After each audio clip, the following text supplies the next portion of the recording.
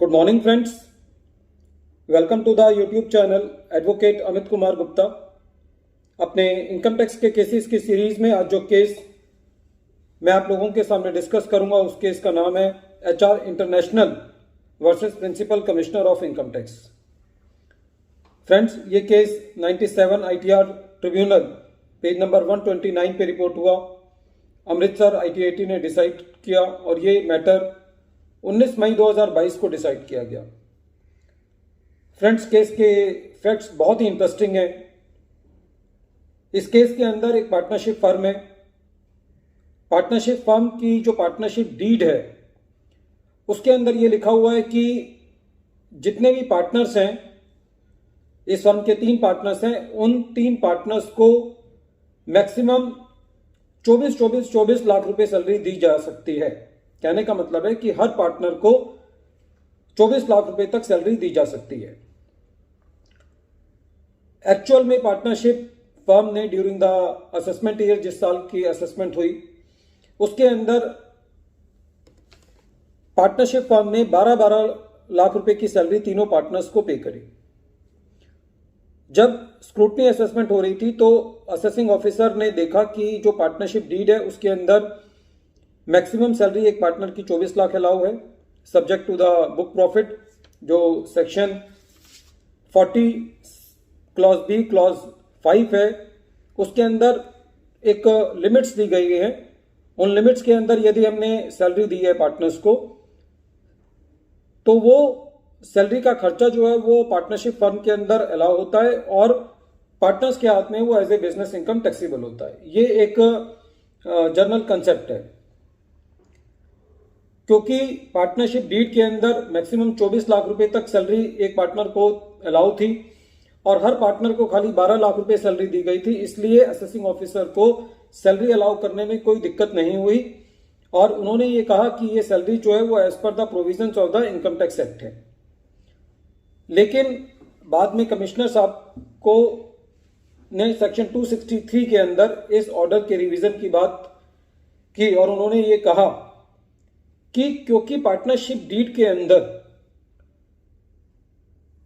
Salary को quantify नहीं किया गया है, उनका कहना यह था कि खाली ये लिखा हुआ है कि 24 लाख रुपए तक एक पार्टनर को सैलरी दे सकते हैं, लेकिन कितनी सैलरी हर पार्टनर को देनी होगी ये क्वांटिफाई नहीं है, स्पेसिफिक अमाउंट क्वांटिफाई नहीं है।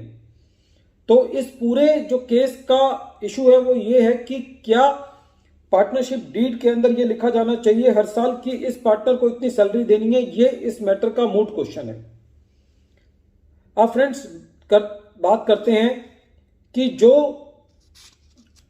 पार्टनर्स को रेम्युनरेशन अलाउ करने के ऊपर जो सेक्शन है, एक तो सेक्शन 40 क्लॉज बी क्लॉज 5 है, जो कि ये कहती है कि बुक प्रॉफिट्स के मुताबिक जो है वो पार्टनर्स को रेम्युनरेशन दिया जा सकता है जो एक स्लैब दिए हुए हैं। यदि उस स्लैब्स के मुताबिक है तो पार्टनर्स को रेम्युनरेशन अलाउ किया जाएगा। अब एक दूसरा सेक्शन है पार्टनरशिप से रिलेटेड, जो कि section 40 clause B clause II है, जो कि ये कहता है कि पार्टनर्स को रेम्युनरेशन देना है या इंटरेस्ट देना है वो तभी दिया जा सकता है जब ये पार्टनरशिप डीड ऑथराइज करती हो। इस सेक्शन के अंदर ये नहीं कहा गया कि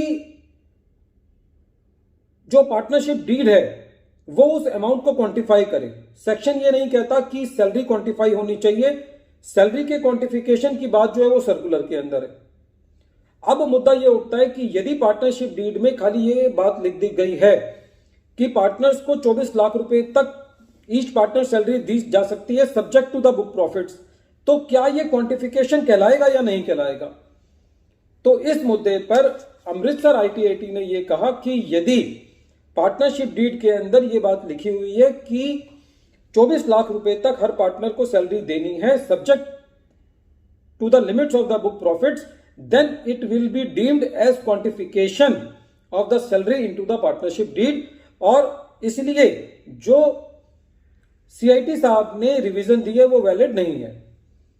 इस केस में एक असेसी का एक और पॉइंट ये था कि साहब यदि आप पार्टनरशिप डीड के हाथ में ये सैलरी को डिसअलाउ कर दोगे तो पार्टनरशिप डीड टैक्स देगी, लेकिन अब जो है वो पार्टनर्स ने टैक्स दिया है। तो पार्टनर्स ने भी अपने हाथ में 30% का टैक्स दिया है और पार्टनरशिप डीड के ऊपर भी 30% का टैक्स लगता है। तो यदि पार्टनर्स ने टैक्स दे दिया है तो आप पार्टनरशिप के ऊपर नहीं लगना चाहिए। यदि आप पार्टनरशिप पे टैक्स ले भी लोगे तो फिर पार्टनर्स को रिवाइज करना पड़ेगा। हालांकि इसके ऊपर डिपार्टमेंट का ये कहना था कि हमें इससे मतलब नहीं है, पार्टनरशिप डीड के ऊपर टैक्स लगना चाहिए, पार्टनरशिप फर्म के ऊपर टैक्स लगना चाहिए। तो ITAT ने इस बात को नहीं माना और ये कहा कि ये टैक्स न्यूट्रल मैटर है और वैसे भी as per the partnership deed this clause will be treated as a quantification of the salary and allowed the appeal of the assessee. In this case the appellant was the department, so dismissed the appeal of the department. Friends, once again I am repeating the name of the case. The name of the case is HR International versus Principal Commissioner of Income Tax. Thank you friends.